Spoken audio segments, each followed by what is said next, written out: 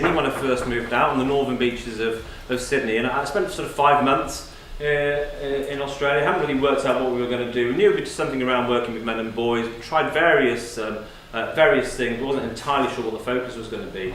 And then just after Christmas 2015, one night we were woken up by helicopters flying overhead, searching out at sea. And what we found out in the morning was that about 2 a.m, 3 a.m, a guy in his 30s had driven his car past our flat, through the barriers at the top of the cliff and into the sea and killed himself. And it was at that moment, that day, I went, it's got to be male suicide. I've been involved in male suicide prevention in different ways in the UK. Have had some connection with the charity, the Campaign Against Living Miserably. In fact, I think sitting at Calm was where I first met John and Martin when we were working on the Year of the Male, which was a project that the Campaign Against Living Miserably ran a few years ago. So I always have an interest in male suicide prevention. Been involved over here a little bit, but not really sort of to dive deeply into the issue, to really look at what do we need to do to actually address this problem. So I made the decision there and then that was going to be the focus of my work in Australia. And we were about to jump in, my partner and I about to jump in a motorhome and travel around the country for 15 months. And I say country, it's a continent, it's a huge place. And I decided it'd be a good idea, don't know why, to turn up in every major city, every state and territory around Australia and just run a seminar. Stop male suicide in Queensland, stop male suicide in New South Wales, stop male suicide in the Northern Territory and so on. And just see who turned up and find out what was happening, who was working in the field, who were the academics, who were the practitioners, what could we learn by bringing people together. And the culmination of that work was the first National Male Suicide Prevention Conference, which we ran in Sydney in November. And also during that time, I wrote a book called You Can Stop Male Suicide, which is to focus on some of the key steps that we can take as individuals and collectively to prevent suicide. And also developed a training for community workers on male suicide prevention, because what I discovered was there's a lot of great training out there on how to prevent suicide, how to have a conversation with a person who's at risk of suicide. So not from a kind of working in a therapeutic perspective, but what they call gatekeeper training. So people out in the community engaging with men and women who may be at risk and having that conversation about suicide and referring them on to someone who can help and support. But none of that training was actually specifically focused on male suicide prevention. And as I look more into male suicide versus female suicide, you get there's a whole heap of difference, which isn't just about men being 3 times more likely to kill themselves. And so what we've been developing is essentially a kind of training and a leadership program, which is to identify key people and really skill them up in all the key knowledge and information that they need to take on leading the drive to reduce suicide in Australia. And as we develop this work, hopefully across certainly across the Anglosphere and if not across the world. And there are 5 key areas that we focus on. The very first one is about we need to rethink our approach to male suicide, which I'll talk about a little bit more. We need to reform services, so it's not just about saying men need to get help, but it's about improving the way our services give help. We need to really listen to men, because men, anyone who's worked with men in any way, shape or form, any types of groups or therapy will tell you the myth that men don't talk is bullshit. Men do talk, you just need to know how to listen to them, how to have a conversation with them. Number 4, to remasculate. By that I mean to reimagine masculinity in the conversation about masculinity. And I'll talk more about that, what I mean about that, but I really think we need to reimagine how we are able to talk about masculinity and femininity in a way that both honours the strengths of masculinity and femininity, but also welcomes and celebrates diversity as well. And finally, to rally for men and boys. We need to advocate for men and boys. A lot of the social factors that shape male suicide and put men on the path to suicide, I would contest, are social systemic factors which we need to address. And if people aren't advocating for men and boys, if men and boys don't have a voice in this conversation, then we're not going to change anything. Often you'll find that people do one of those things quite well, but really I assert we need all of those things happening in conjunction to really make a significant difference. So that's the model. I'll come back to that at the end. That's the model that we've been developing in Australia in terms of taking a more collective approach to challenging, to tackling the issue. And I'll pop that slide up at the end again when we've gone through all the other stuff. So, first bit of comparison then, just some data.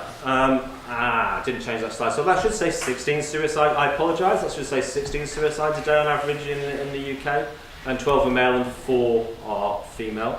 And in Australia, it's about half of that. But in terms of the actual population rate, Australia, you'll notice there, has a slightly higher suicide rate than the UK. The sort of the 3-to-1 ratio is similar. At the moment, actually, it's, the ratio is a bit higher in the UK than Australia. A few years ago, it was the other way around. But the rates for both male suicide and female suicide are higher in Australia. A couple of reasons why that might be demographically. One is that we have a very high rate of Aboriginal and Torres Strait Islander suicide, which obviously doesn't exist in the UK. There's the migrant communities in the UK and Australia are very different. So migrant communities tend to bring with them the suicide rate from their country of origin, rather than having the same suicide rate as the country that they move to. So if you think about the large immigrant communities in the UK, there's a lot more immigrant communities from the non-developing world, the developing world, which tend to have a lower suicide rate. So that could be having an impact on reducing the suicide rate in the UK compared to Australia. Where in Australia, a lot of the migrant communities they're Anglo-Celtic. So they are bringing with them their suicide rate from England, from America, from those countries. And another possible factor is actually that in Australia we have a longer life expectancy than the UK, and you find that older people, older men in particular, beyond 85 have a really high rate of suicide. And that seems to be predominantly linked with getting old and getting ill, and something else hasn't killed you, and now you've got 4 or 5 illnesses, and actually then suicide becomes your choice of ending your life. So there may be other factors beyond that, but those are some key demographic things to consider.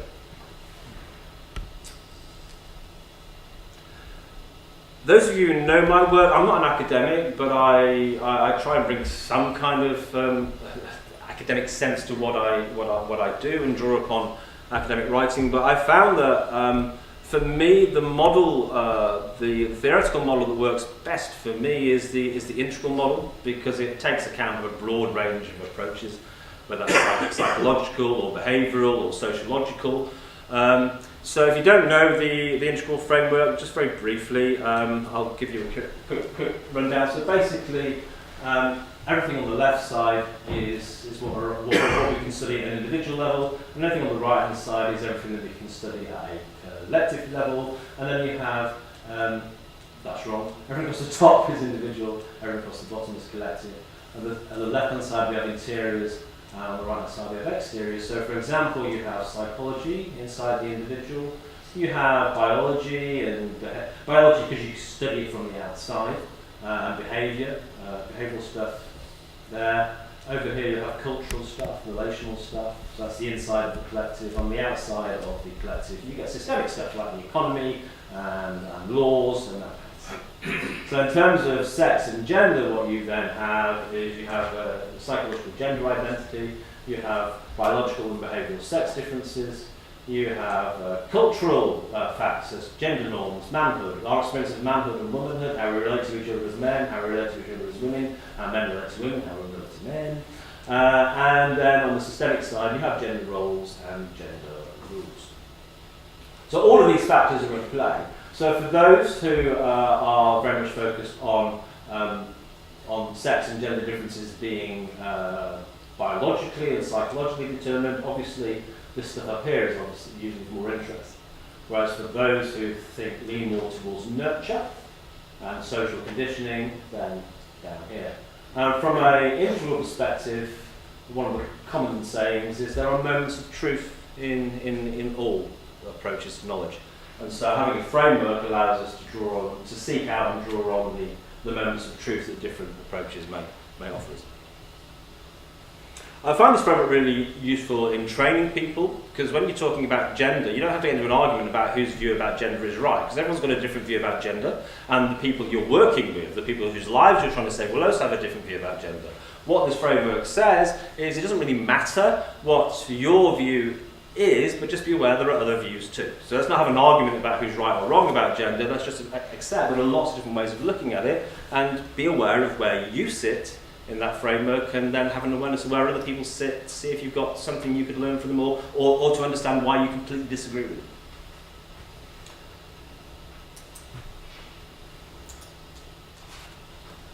So, the very simplistic view of sex differences. Men are from Mars, women are from Venus. There may be some truth in that, but I'm sure we'd all agree that it's not the whole truth.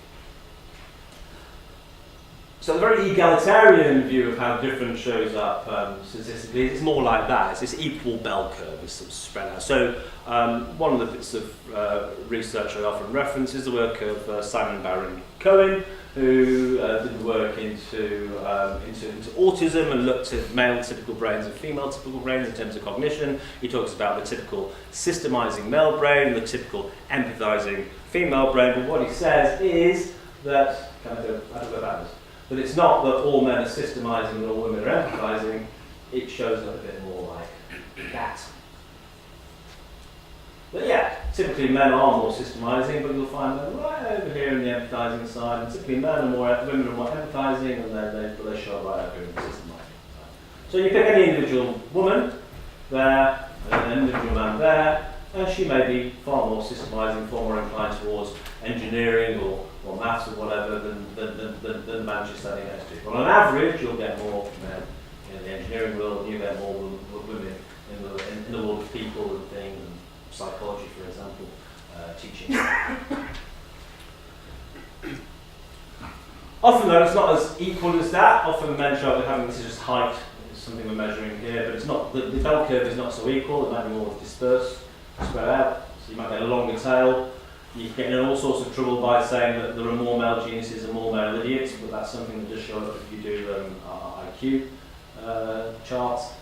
And also sometimes you'll find that you get it more like that, so it's the women have the long tail. I think an example of that might be for the hours that we spend at work, for example. You'll get more women working sort of around about 30 hours, and it's a big spread of men. Far more working 80 hours, mostly you get far more unemployed if they're actually in the market for work.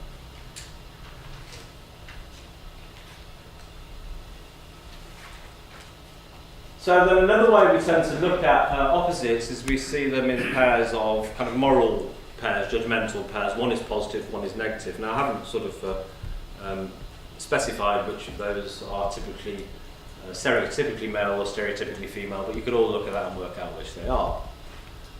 And there are two there which are saying the male quality is positive, but the female opposite is negative. And there are two there which are saying the female quality is positive, and the male opposite is negative. Or you could look at opposites as being complementary, yin and yang. So yeah, thinking and feeling, systemizing and empathizing, men being focused outwards, women being focused inwards, and so on.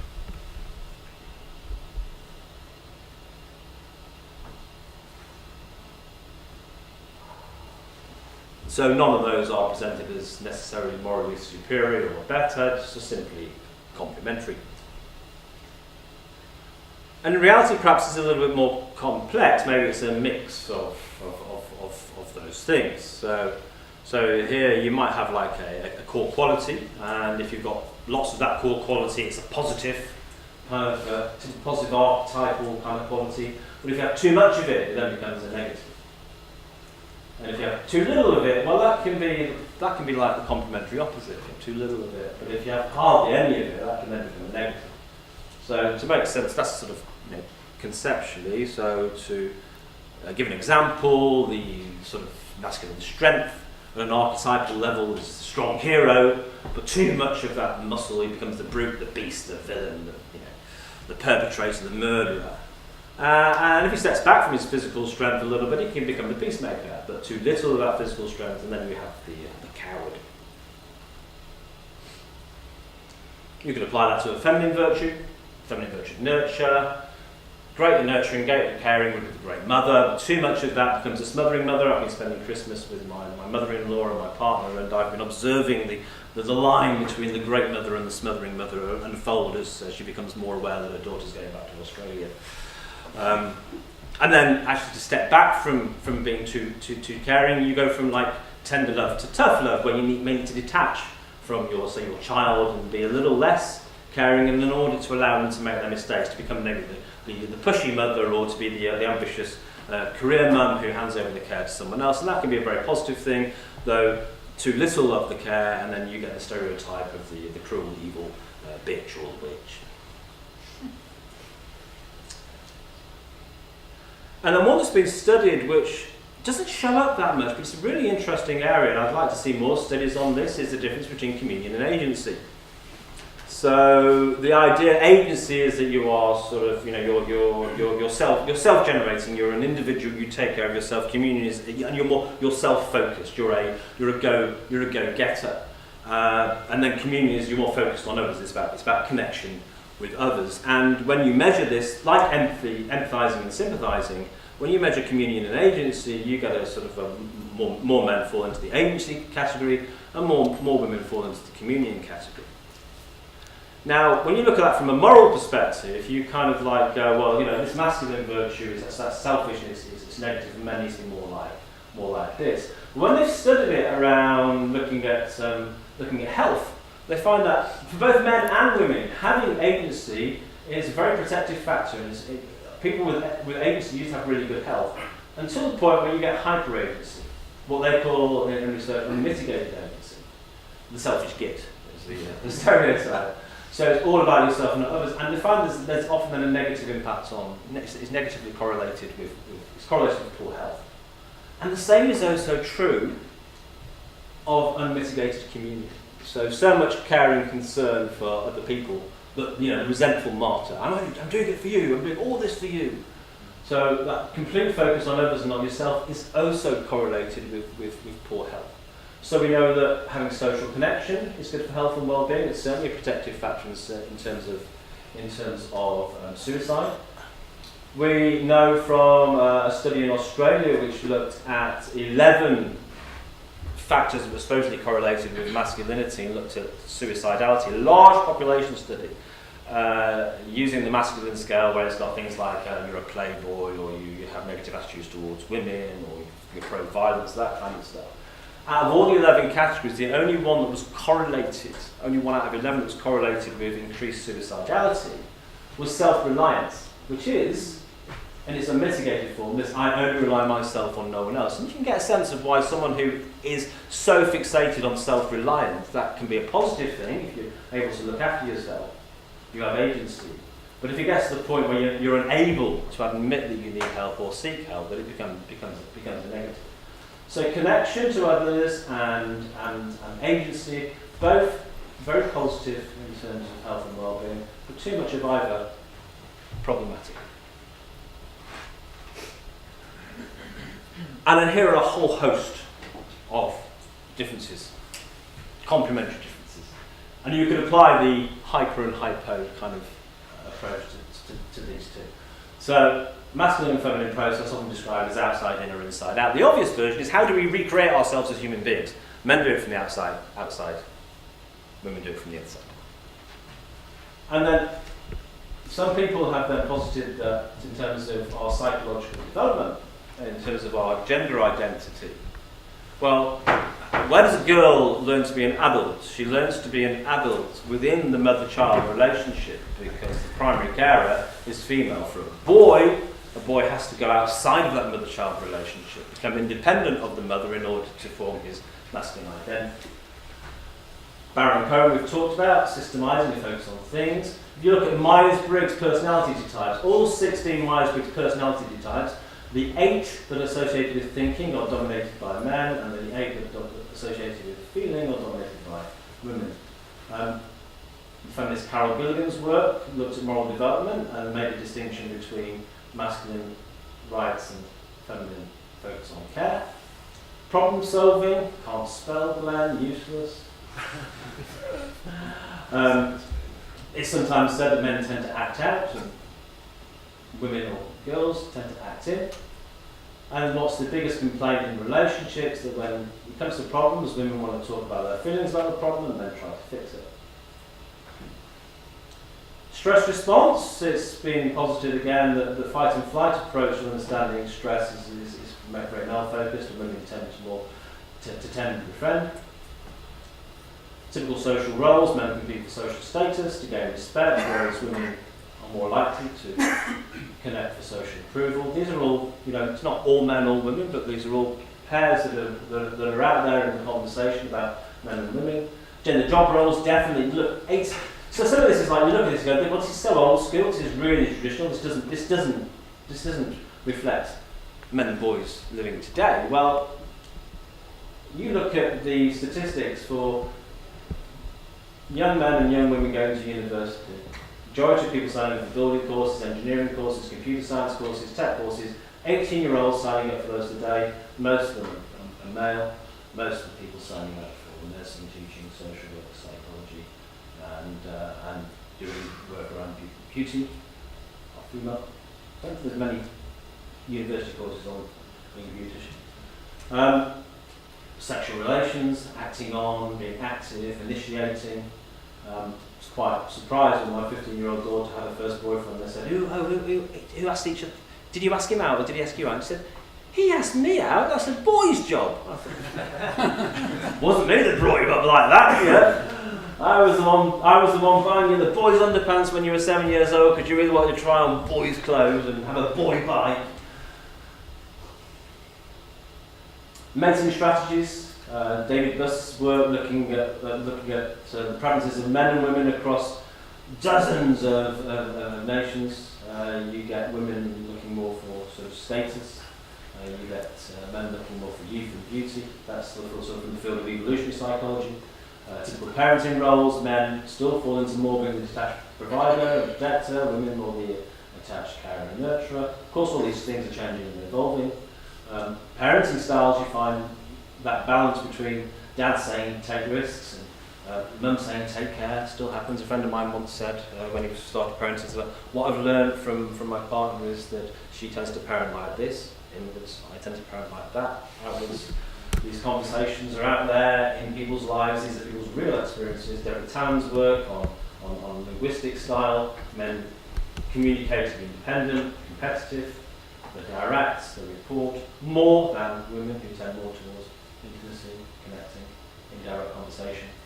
I've been watching this at Christmas with the family. Men report, women report. Yeah. Very simplistic, but you still find these patterns are out there.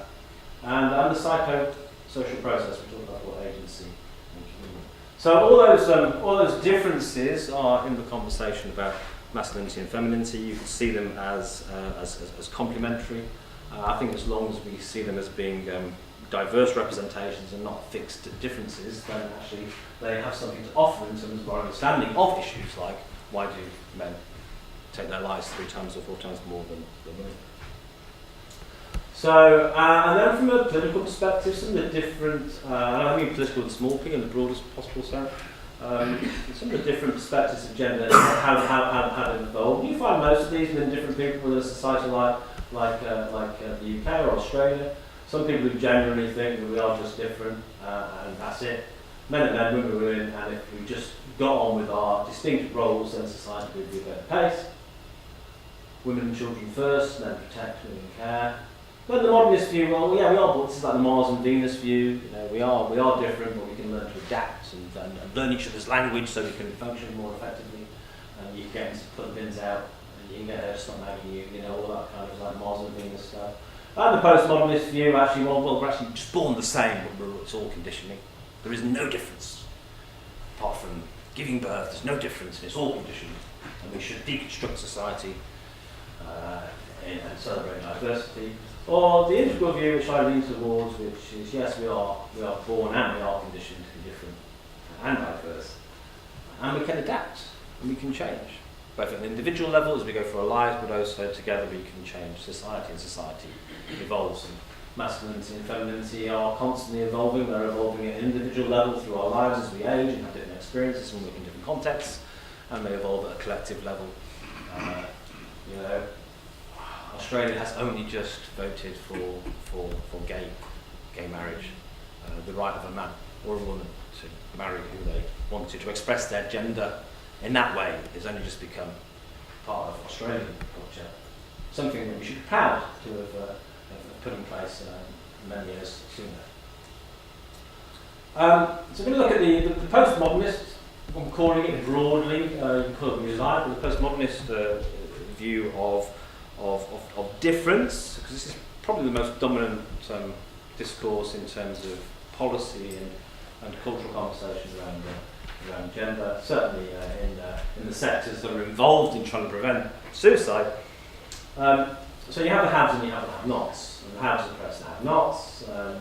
You see that the men are up here, which makes it very difficult then when we try and understand, well, why do men have problems? Because men are up here, they have all the power.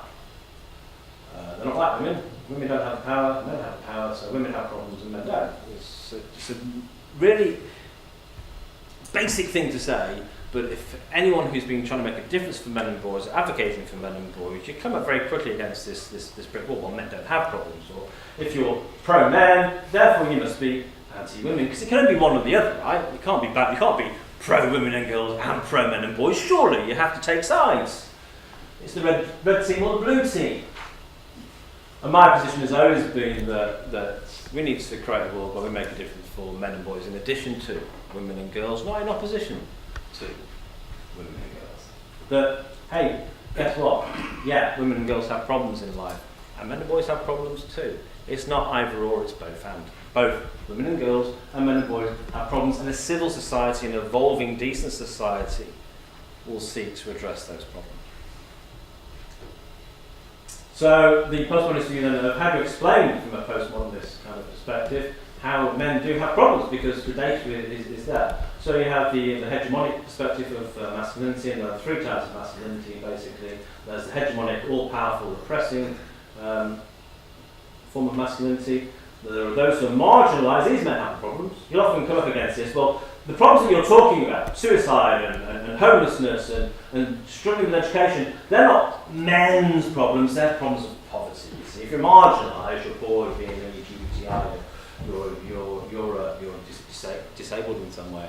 Yeah, you have problems, but you rest of you, they're not men's problems, they're problems of poverty. And you're either in power, marginalised, or you're complicit with the power structure. So you either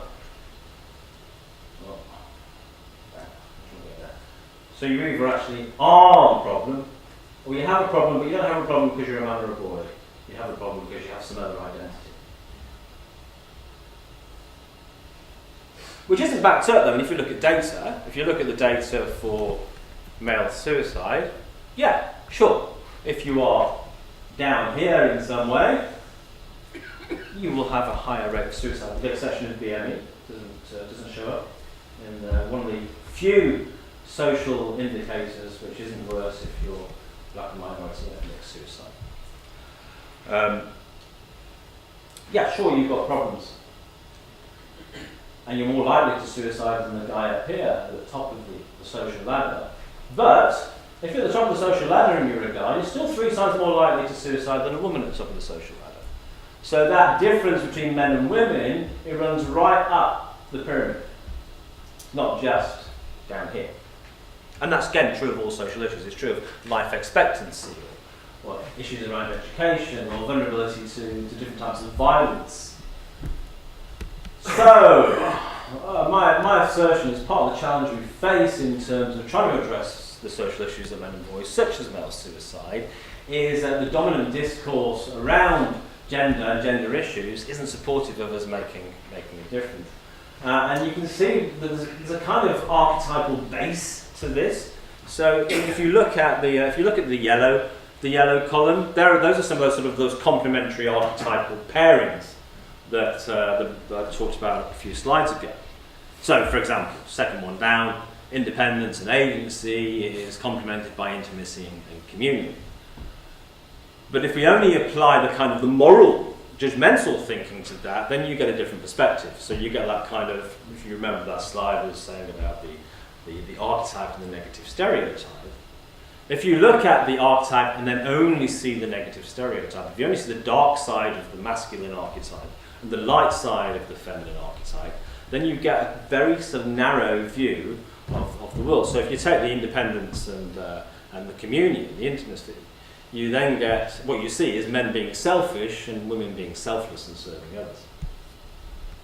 And you can run this right down the column. And if you turn that into the gender narrative, what you get, well, it's a man's world. And these are all these statements are all statements you come across over and over again if you go out in the world advocating for men and boys. It's a man's world. Men don't have social problems. Men don't need help. Men are the problem. And in terms of suicide happens because men don't talk, because men don't get help, and because masculinity is toxic. And none of that honours and recognises the archetypes in the yellow column. Which means that if you can say all those things, but if you then actually go out in the world and try and actually prevent male suicide from that perspective, you will struggle. And as I've gone around Australia, as I've worked with men and boys and gathered, the reason I've run conferences and seminars is to bring together examples of good practice, to hear people who are really good at a grassroots level at helping and making a difference for men and boys. And you very rarely find those people who are actually doing the helping and making the difference are focused on this version of what's happening for men and women. They're more focused on this. They recognise the strengths in men and they work with those strengths to make a difference. And the same has been proven true for me again, being in Australia, going around Australia, finding great projects that are working with men of different backgrounds, with different social issues. They make a difference because they're focused on that. They don't come to those seminars and complain that men don't talk and men don't get help. They tell you stories about how they help men and how the men open up and talk to them.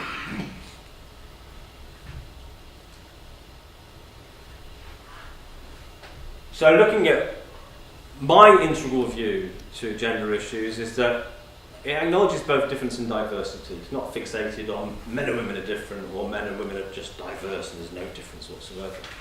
It acknowledges both, acknowledges the role of nature and nurture, but it actually deals functionally with the world the way it is right now, particularly for the individuals you're trying to make a difference for.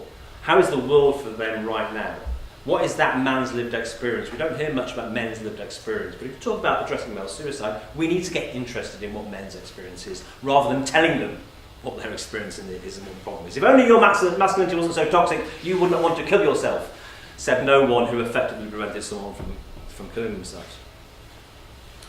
But it also recognises a development view at both an individual and collective level, that people grow and evolve. We're not fixed. It's not like saying, no, but men are men, that's fine, they should just stay the way they are. No, people grow and evolve and develop. It's understanding where are they on the developmental path and how can we help them right now from the position they are on the path to meet them where they are right now. And it's aware of the strengths and weaknesses of what you might call masculinity and femininity, but not fixated on it, just has an awareness of it and uses it when it works. And it is also acutely aware of the way that gender politics can both help and both hinder us in seeking to make a difference.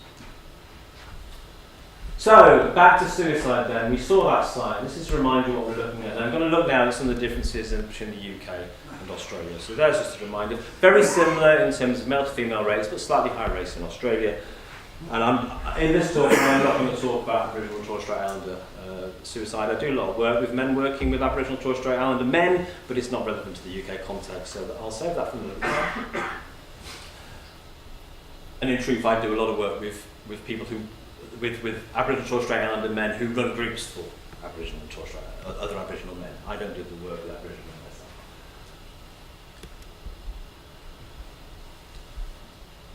There's some interesting differences in terms of age. They're not directly comparable, unfortunately, but the key ones are is the peak for suicide is in both countries now. It used to be young men, but that's fading away a little.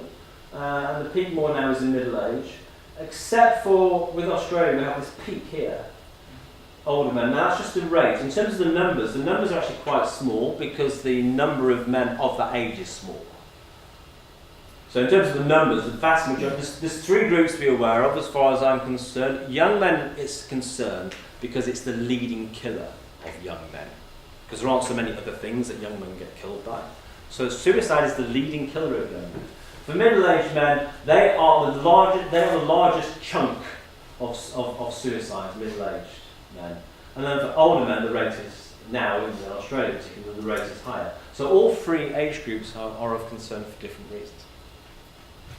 I'd be interested to see whether that pattern with older men continues. You see a slight increase there. So it seems to be like life gets worse as you go through it, and then you approach retirement and you get this kind of like dipping off. It's like, oh, I'm going to retire now, that's okay. And you get a bit of respite the first few years of retirement, and then people go, shit, retirement shit, and then kind of like it gets worse again. So that's kind of that pattern you see in the UK and Australia. It's just more marked, that uptick with old age.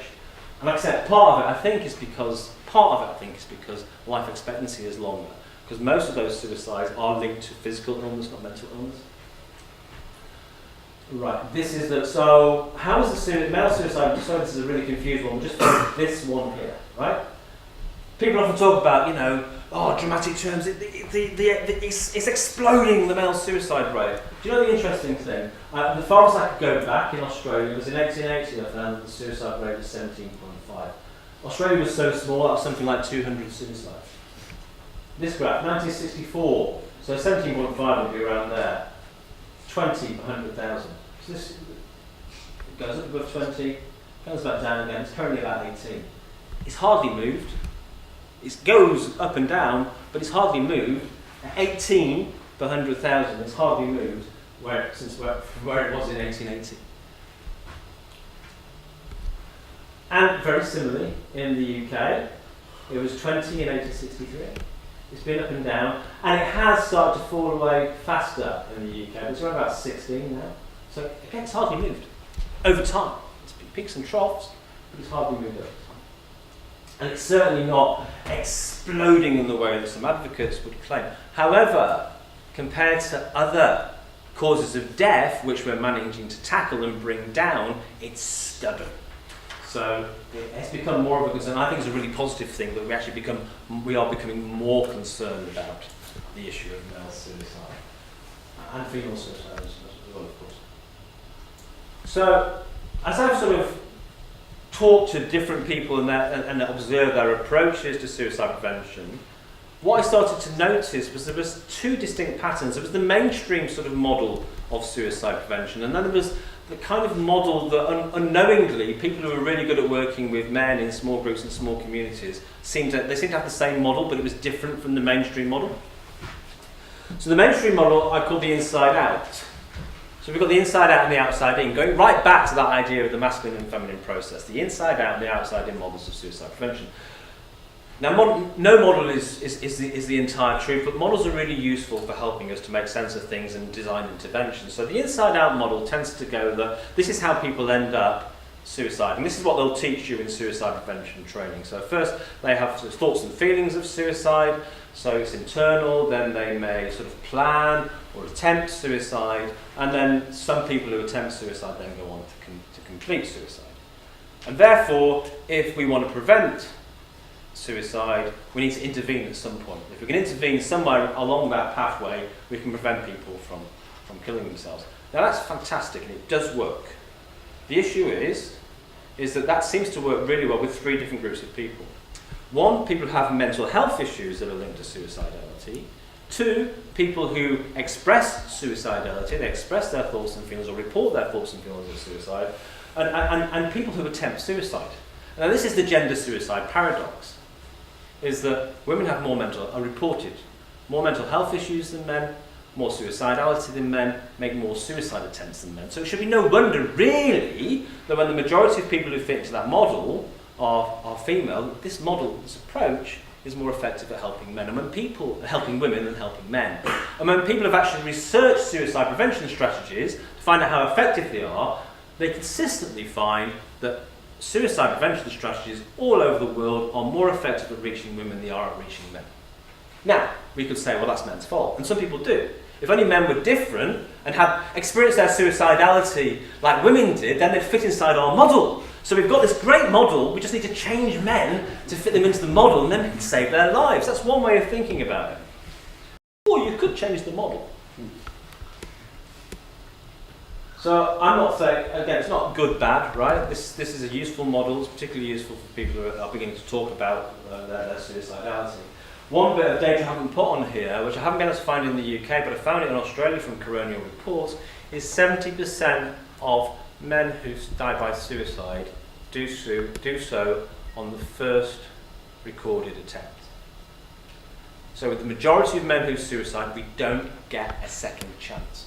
We can't wait until they have attempted suicide to intervene. There's some really good work in Australia going on in working with people who've attempted, because if you've attempted, you're at high risk of completing. But guess what?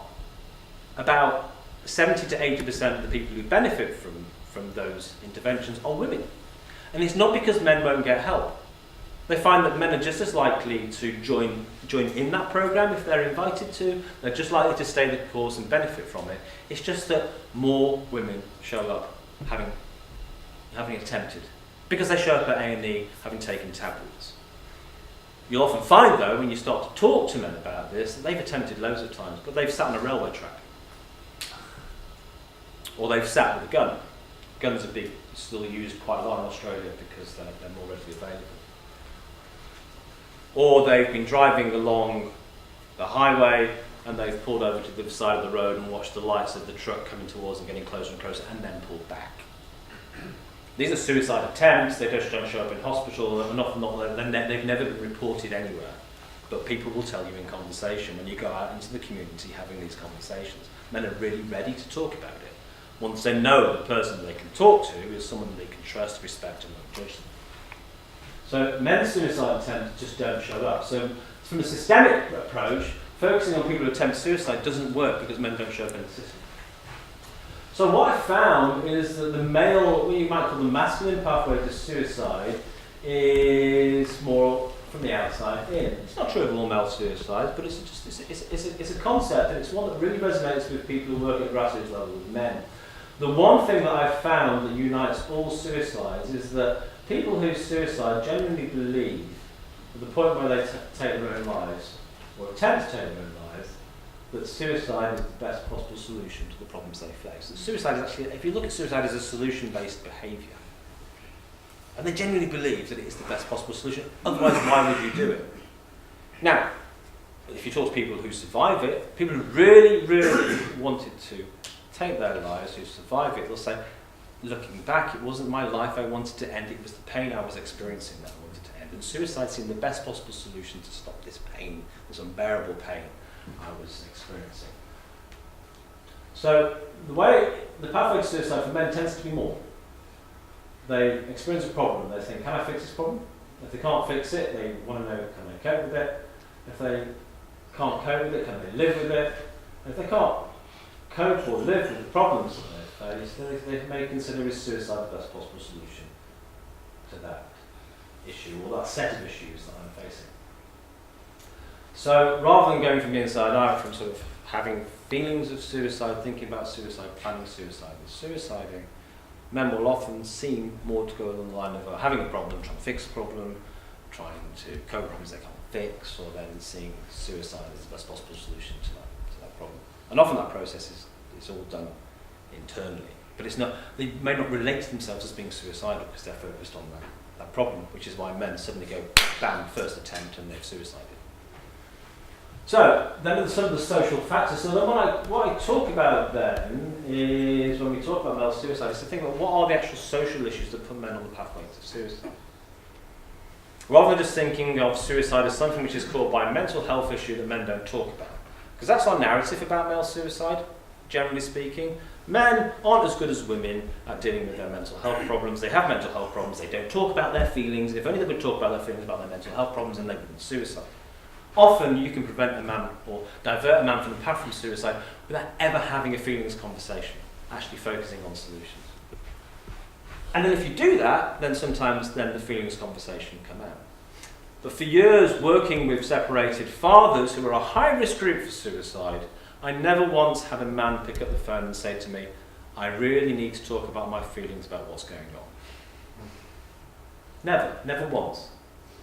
They said, I've got a problem, I need to fix it. What are my rights? What do I need to do? She's doing this, the lawyer says that, what do I need to do?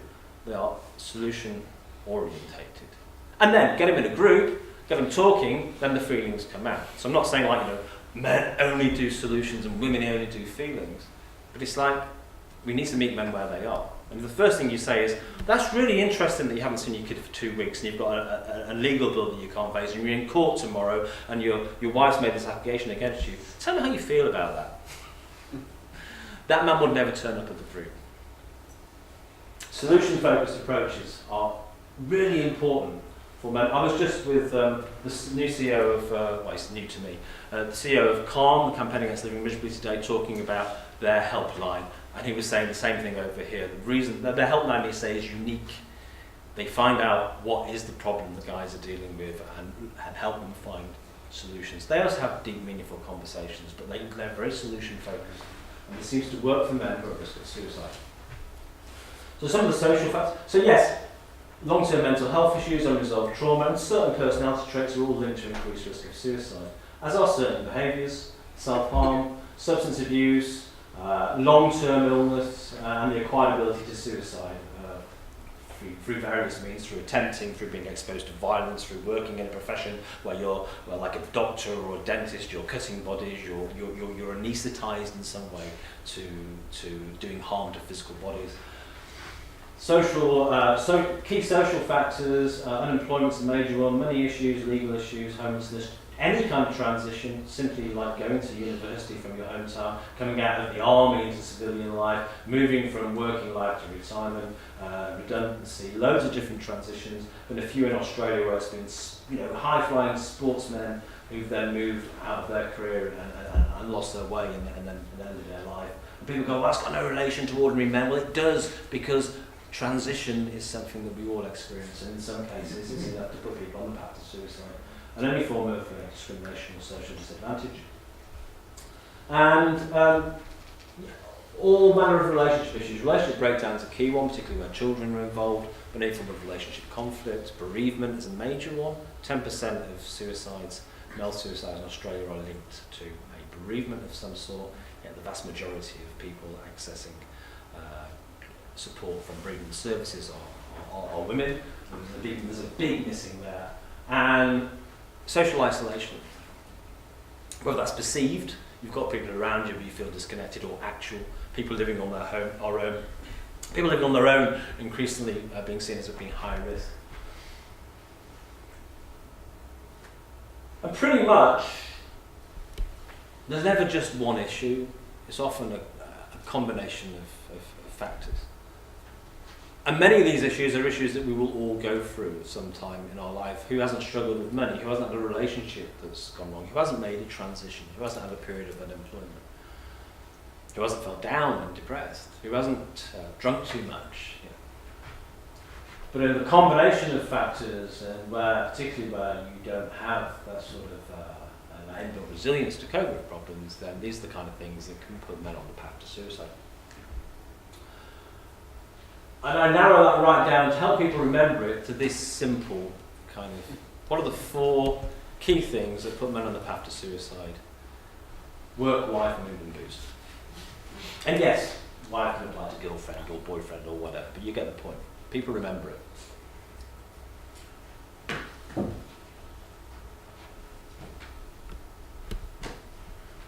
And it's not just some fun 4 words, the data backs it up. The 4 key factors. The 5th one is self-harm. So relationship breakdown, work issues, unemployment, and mood disorder, particularly depression, or alcohol and substance abuse disorder, or self-harm, or the 4 or 5 factors that are most related to suicide. Now, I try to do some comparisons. They don't often compare well, so I think what's interesting in some of these is more the kind of see the patterns in male and female rather than comparing directly, because they're using different ways of measuring stuff. This would have you believe that the Brits are totally depressed and the Aussies are all right, mate. That may be true in some cases, but so when you look at mental health disorders, what you find, as the point I made earlier, the point I want to make here is that women have more reported mental health disorders than men. In Australia, when they measure it, the only one where there's a difference is in the substance abuse disorder. I've got the wrong way around. It should be 7% now, 3.3%. So twice as likely to show up with an alcohol or substance abuse disorder, less likely to be diagnosed with depression, anxiety, and so on. Gee, full of mistakes, I apologise. Right, what does this tell us? Now, this is really important, right? Because there's a story that comes out of the mental health sector, both in Australia and the UK, that 90% of suicides are linked to mental health issues.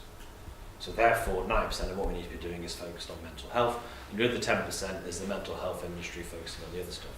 And that's bullshit, because the vast majority of people who suicide don't show up in the mental health system.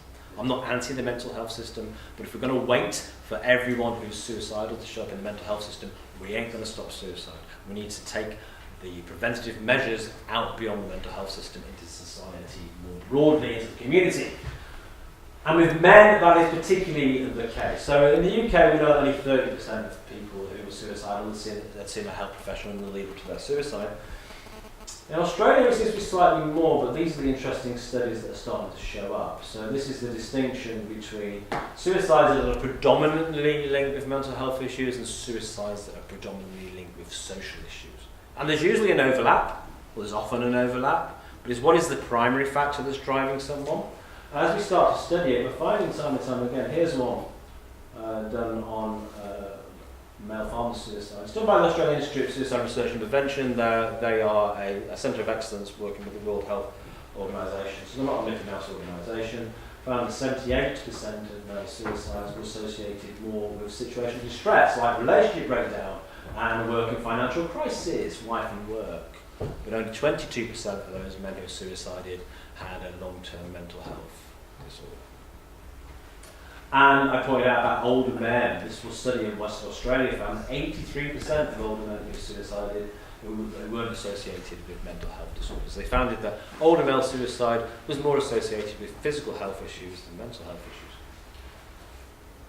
So the message here is we cannot simply rely on the mental health approach to suicide prevention to prevent male suicide. But I'm not talking either or. Everything I'm talking about both and, not either or.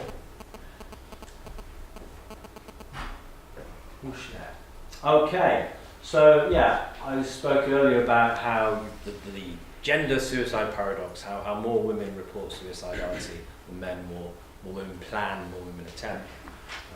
This is reflected in this data. Again, you would think from this that everyone in the UK is suicidal, but no one in Australia is so much.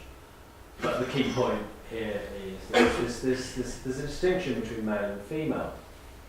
The female is higher than the male, suicidal ideation. But, look at this, I'm going to show you the graph of this, because there's something really interesting happening in the UK. It might be a blip, but it appears that British men are becoming more suicidal. Maybe that's a good thing. And what I mean by that is, are men now in surveys reporting their suicidality? Are they becoming more aware of it? And because they're becoming more aware of it, are they more able to cope with it? Because one of the common approaches is to say, the mental health approach is to say that if we reduce suicidality, then we reduce suicide. But actually, maybe we actually need to increase the number of men who show up as suicidal. Because women suicide less and are more suicidal. So if we want men to show up in the pattern more like women, we want more men to show up as suicidal. So maybe it's a good thing. Maybe part of this public conversation, which has really been generated in the UK over the last few years, around men's mental health, is actually getting men more aware of actually going, yeah, there's a thing I can call this. This would be very similar with women in domestic violence, where they used to do research on women in domestic violence to say, this is the number of women who are experiencing domestic violence. This is the number of women who identify what's happening to them as domestic violence. Maybe it's the same as suicide. This is the number of men who are suicidal, but this is the number of men who identify as being suicidal. So maybe we need men to be more suicidal, by which I mean to report it more, not that we need more men to become suicidal.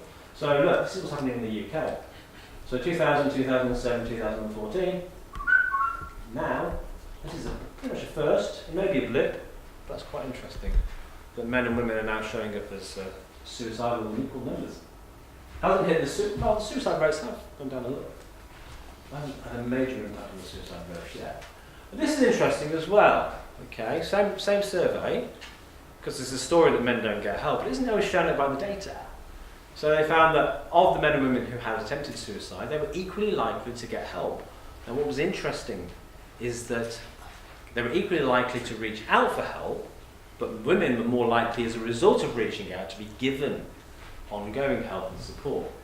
Now, I don't know why that is. I'm not making any claim, but I think it'd be interesting to look into that.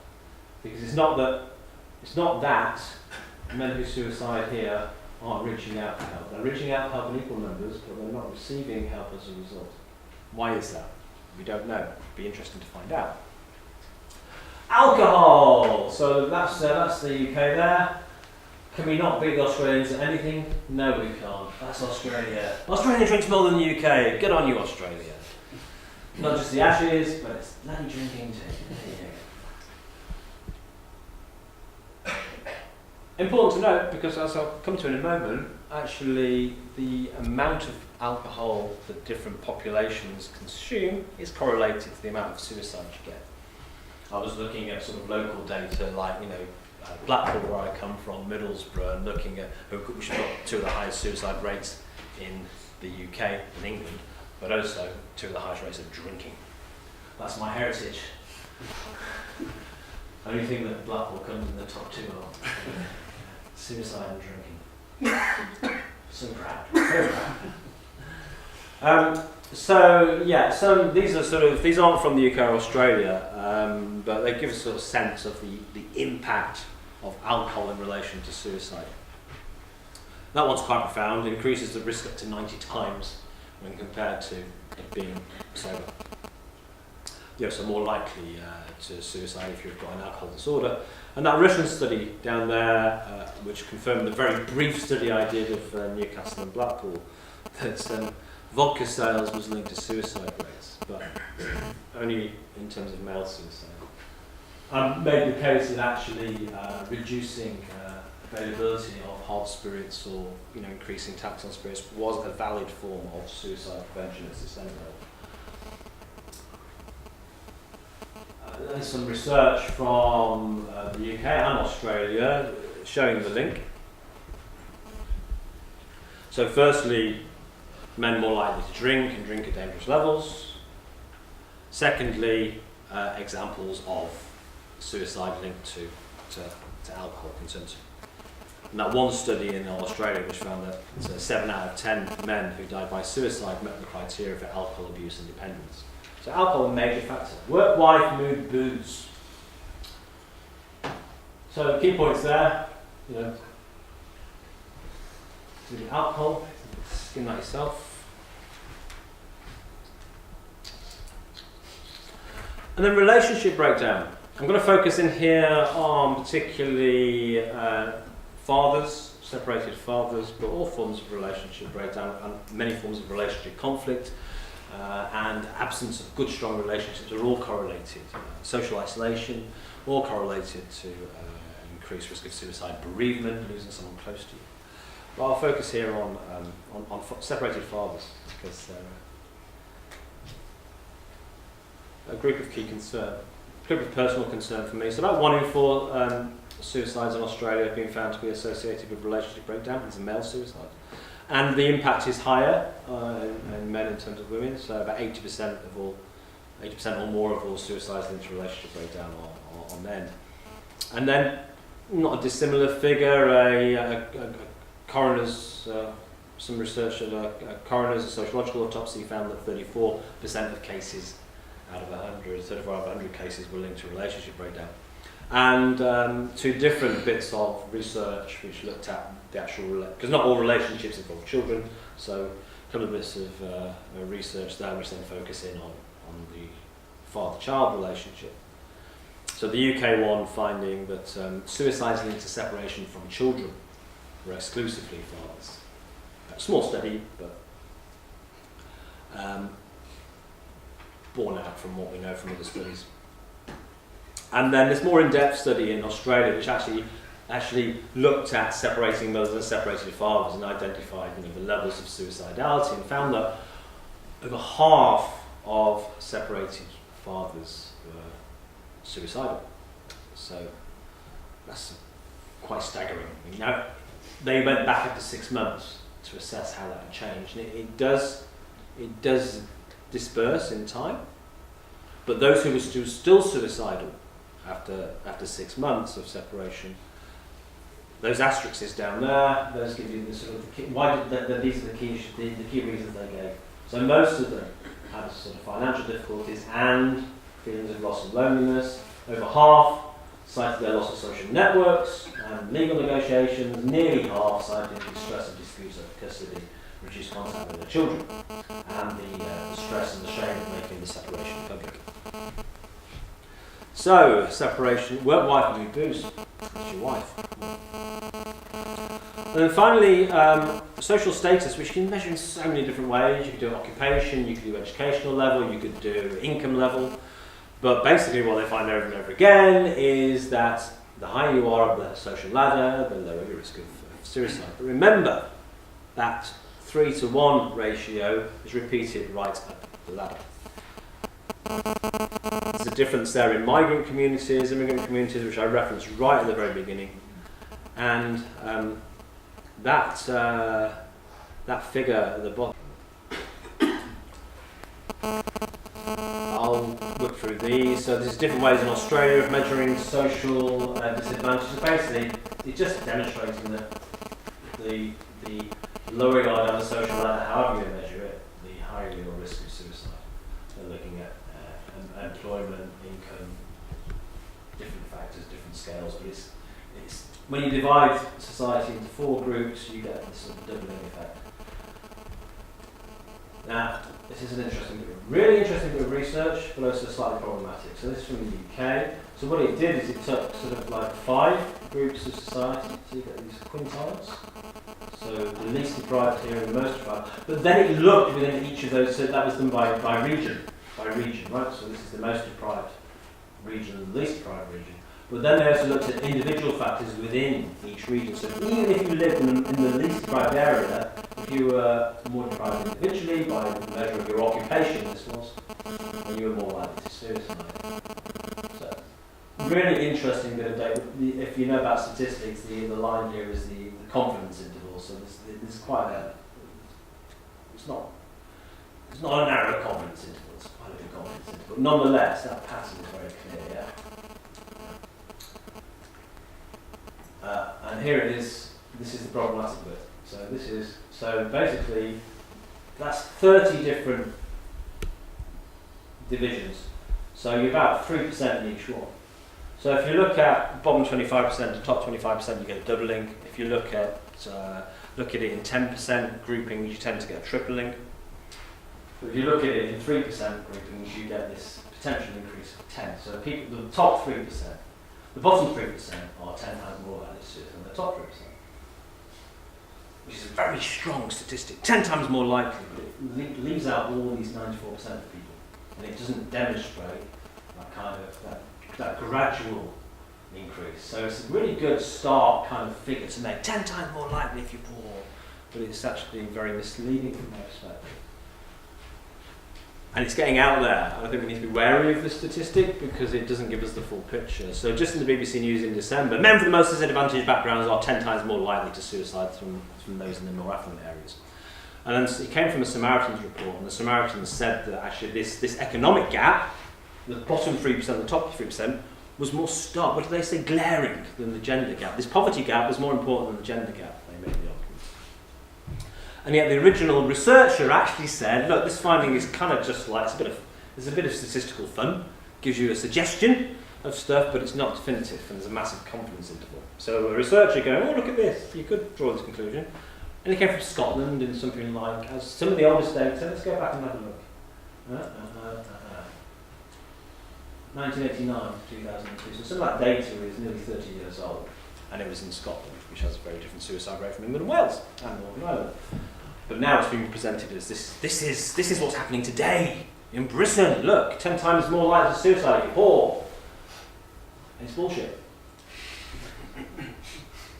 And then the key message that came out of the report is that, so basically the key message that comes out is that Yes, suicide is a massive health inequality because it impacts poor people more than rich people, and that is so true. And it's true for men, and it's true for women. But it basically says the gender inequality of male suicide is basically because society expects men to behave differently. It's because men behave differently.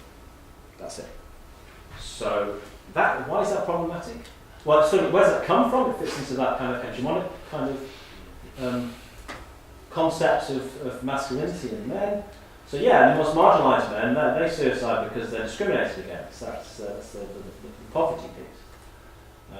Well, that includes all marginalised men, like LGBTI men, for example. But poor men suicide because they're disadvantaged, and they aspire to this hegemonic ideal.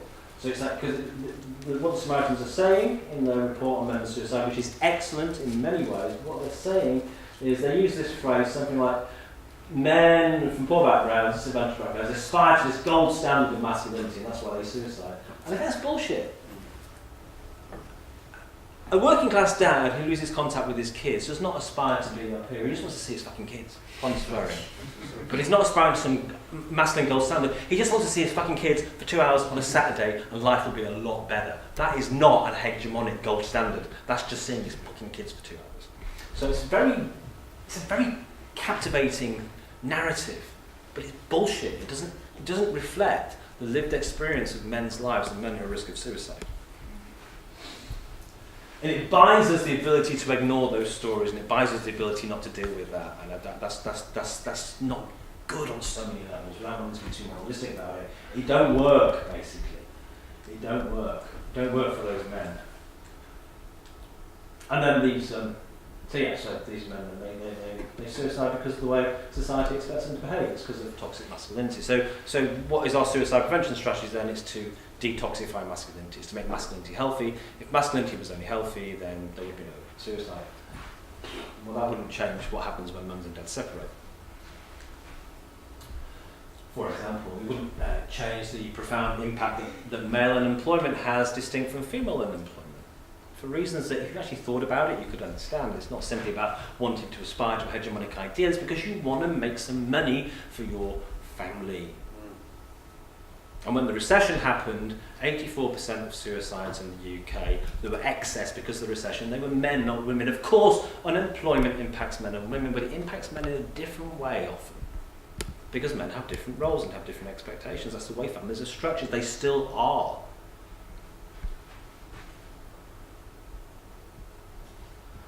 So this narrative, basically, if we just say that look, male suicide is caused by men's behaviours, then our suicide prevention strategy is just to change men's behaviours, and then we'll stop male suicide. Hooray!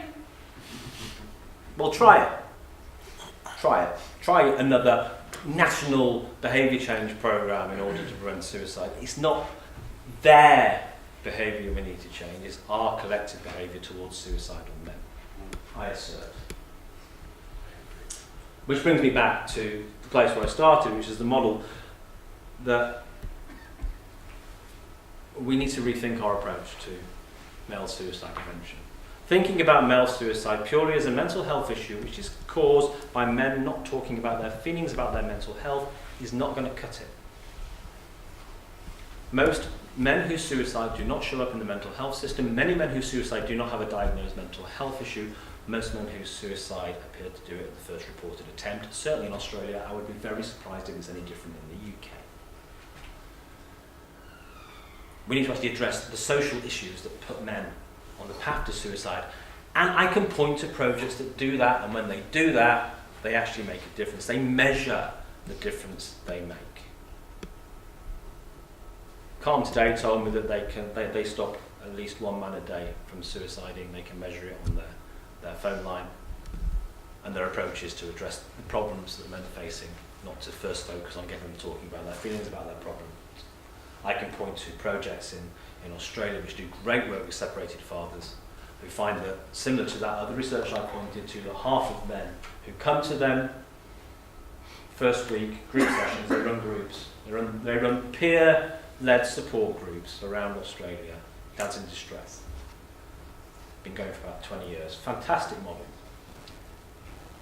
Free, point of entry, also a free helpline. Run by other dads who've been through it and come out the other side. Same format every week, very well run. Facilitators are voluntary, they have supervision, they measure suicidality.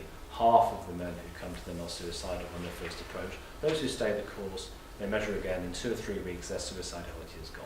Doesn't mean they won't come back at some point, but the impact is profound. And they are keeping dads alive and in their kids' lives. It's inspiring work, and it's focused on helping men to address the problems that are putting them on the path to suicide, rather than focusing first on getting men to talk about their feelings about their mental health. And there's nothing wrong with getting men to talk about their feelings about their mental health. It's not an either-or conversation I'm putting forward here, but in terms of male suicide prevention, the figures are clear.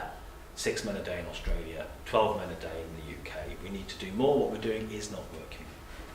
We need to rethink our approach to suicide. And rather than saying that men don't get help, let's listen to all the great projects around the world that are really good at helping men and actually learn from them, because there's things you can do to reform the way that you give help. Great projects in Australia, mates in construction, set up by a plumber who's now a qualified counsellor, who's got a master's in suicidology, Jürgen Glustrup, great man. He used to be the foreman. His job used to be taking the hard hat around and collecting a few gold nuggets off the workers whose colleague had topped himself, and going to the widow and saying, I'm so sorry, your husband's killed himself, here's a few quid, we hope it helps. And he set up a project, mates in construction, recognising that men may not be great at getting help, but men are very good at giving help. They like to offer solutions. And so they train men on construction sites how to look out for their mates, which means every single man working on those construction sites is trained in mental health and knows he's surrounded by men who actually know what to look out for. And they've measured now over 10 years that in Queensland, where they've been operating, the suicide rate of men in construction has gone down, whereas in other states it's stayed the same or gone up. It makes a difference, not by saying men they need to get help, but actually putting men in environments where giving help is the norm. And we can do that across society, across communities, but only if we say the issue is that we're not very good at giving help to men. If we keep and persist with this narrative that men don't get help, it gives us no space to make a difference. It puts the blame out there, and it's irresponsible in the sense that we cannot take responsibility for making a difference if we say the problem is men don't get help. All that leaves us the opportunity to do is to nag men and say, you should get help, stop being so toxic, get help, talk about your feelings. It doesn't work. What does work is changing the way we give help. And men talk, boy do men talk. One of the great things that Australia founded is the men's sheds movement. Old men, straightforward, stoic, traditional blokes working in really tough masculine industries, shoulder to shoulder, in a shed, in a rural community, looking out for each other, under the motto, men talk shoulder to shoulder, not face to face. It may not be true of all men, but they've got more men's sheds in Australia than they've got McDonald's. There's 1,000 around Australia, and the idea is spread to the UK and to Ireland, and to Canada and to America.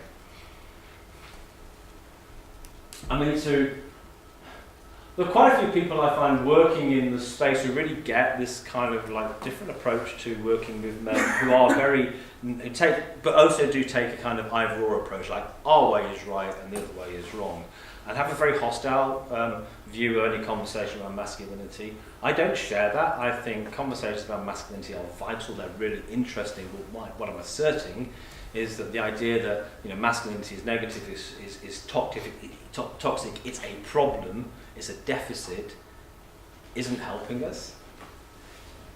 I want to live in a society which recognises masculine and feminine strengths, but also recognises that we are all diverse and different and can express many different qualities. So I think we need to reimagine the conversations we have about masculinity, a more sophisticated conversation about masculinity and femininity. One which honours masculine and feminine strengths, but also celebrates and recognises and allows diversity and difference. And finally, we do really need to, I'll follow that up because it's the same model but bigger. We really do need to, in my view, advocate for men and boys, because if we don't, people will default to, well, these issues that men have, they were caused by men, or they're not really men's issues, they're not gender issues, they're issues of poverty, they're issues of class, which yes they are, but they're also issues of gender. And all the key men's issues issues around what happens when dads separate, issues around men's relationship to work, issues around men and alcohol and drugs. They're all linked to male suicide. We can't address your level of education, so boys' education.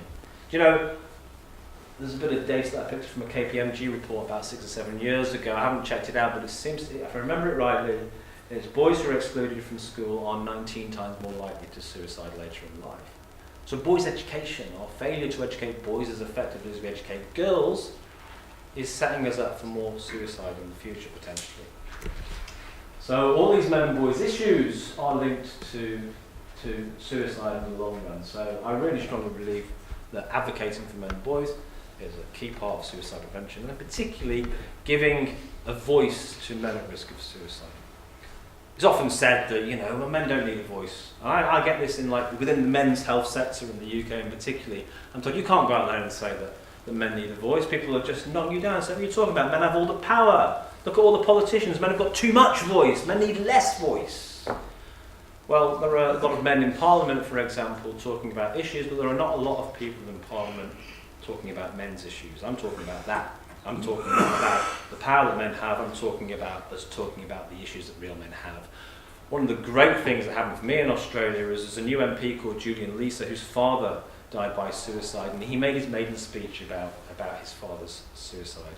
And he came and spoke at the national conference I held in Sydney, and it made such a difference to hear a male politician talking about issues that men have. And he was talking from a personal perspective of dealing with his own father's suicide, not from a angry, ranty, kind of ideological perspective, but talking from a perspective of lived experience. And we need to hear men's voices in this conversation. Be careful what you wish for, I often say, in terms of saying men need to talk. It's no good saying that men need to talk if we then start talking about stuff you don't want to hear. So I love the fact that there is more conversation about masculinity and men's health. Bring it on! But let us hear all the voices in all their diversity. I think, yeah, look, no more. That's, yeah. Have I left any time for questions, or is it club time? Oh, bloody hell! We're getting close to bedtime, but.